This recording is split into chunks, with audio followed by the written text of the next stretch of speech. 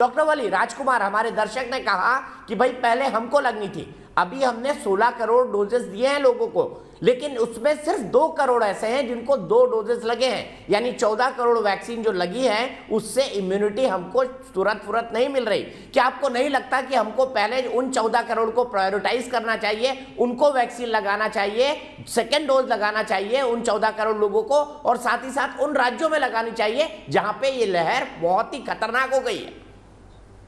बिल्कुल दीपक जी, मैं अभी आपको सुन रहा था ब्रेक से पहले।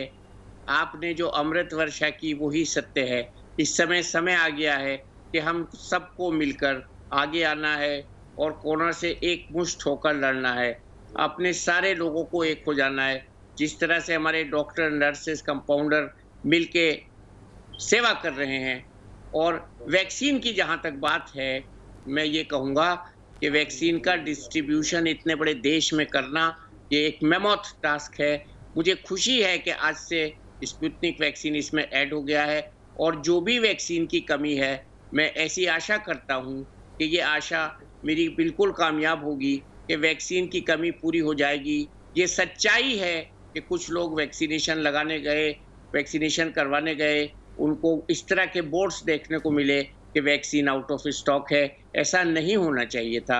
मैं ये भी कामना करता हूँ मेरे देश के छोटे बच्चों के लिए भी रिसर्च करने के बाद उनको वैक्सीन लगाई जाए। मैं ये भी चाहता हूँ कि वैक्सीन के बीच में लकीरें न खींची जाएं कि ये 45 ईयर्स के ऊपर वालों का कोटा है और ये उनसे जूनियर्स का कोटा है।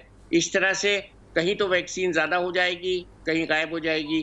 तो ये हमको वैक्सीन से लड़ना है पहले, कोरोना से लड़ने के लिए। तो मैं ये कहूँगा कि बहुत जल्दी इस अभियान को और तेज़ किया जाए और ज़्यादा वैक्सीन अरेंज की जाएँ, बाहर से वैक्सीन किसी भी कीमत पर मंगाई जाए।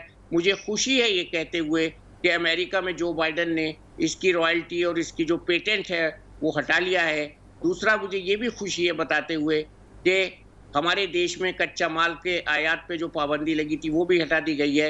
लेकिन मुझे बड़ा दुख है कि वैक्सीन को बेचा जा रहा है। इस समय तो ऐसा समय था कि पैसे लगाकर इन्वेस्ट करके हर एक को फ्री मुहैया कराई जाती वैक्सीन, या ये कह दिया जाता कि जो लोग अफोर्ड कर सकते हैं उनके लिए हमारी कोई जिम्मेदारी नहीं, अपनी खरीद लें, और बाकी लोगों को फ्री लगाई जाती। अगर वैक्सीन लग रही है तो भी मैं ये गर्व से कहूँगा कि मेरे देश में वैक्सीन सबसे सस्ती लग रही है और सब जगह अवेलेबल है, और ये अवेलेबल नहीं है तो कराई जाए। तो ये बहुत ज़रूरी है। मैं यहाँ एक बात और भी कहूँगा कि अगर हम थोड़ा बहुत स्टाफ जो वैक्सीन में ड्यूटी कर रहा है उसको निकाल कर लोगों की जान बचाने में लगाएं। आज की तारीख में जान बचाना बहुत जरूरी है, जीवन बहुत जरूरी है। जिस हिसाब से मौतें हो रही हैं, ऑक्सीजन की कमी देखने में आ रही है जो हमने कभी नहीं देखी थी, कभी नहीं सुनी थी। अस्पतालों में बेड नहीं है, ऑक्सीजन ब्लैक, और आज तो एक खबर आ रही थी बेंगलोर से कि बेड ब्लैक हो रहे हैं।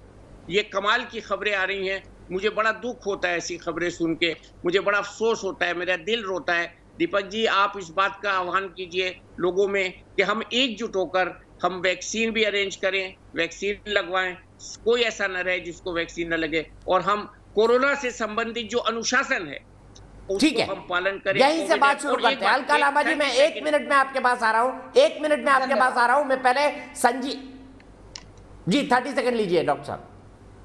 वो ये था कि आज मुझे खुशी हुई कि लोगों ने लॉकडाउन को रियलाइज किया और शाम खबर आई कि हमारे देश की कितनी ट्रेनें, मेरे ख्याल से 20 के अराउंड 23 या 24 ट्रेन कैंसिल हुई हैं। ये है स्पिरिट कि मैं बाहर नहीं जाऊंगा, चाहे मेरा रिजर्वेशन है, मैं नहीं जाऊंगा। तो ये बात बहुत अच्छी है। ये एक उदाहरण है, एक एग्जाम्पल है लॉकडाउन पे अमल करने का।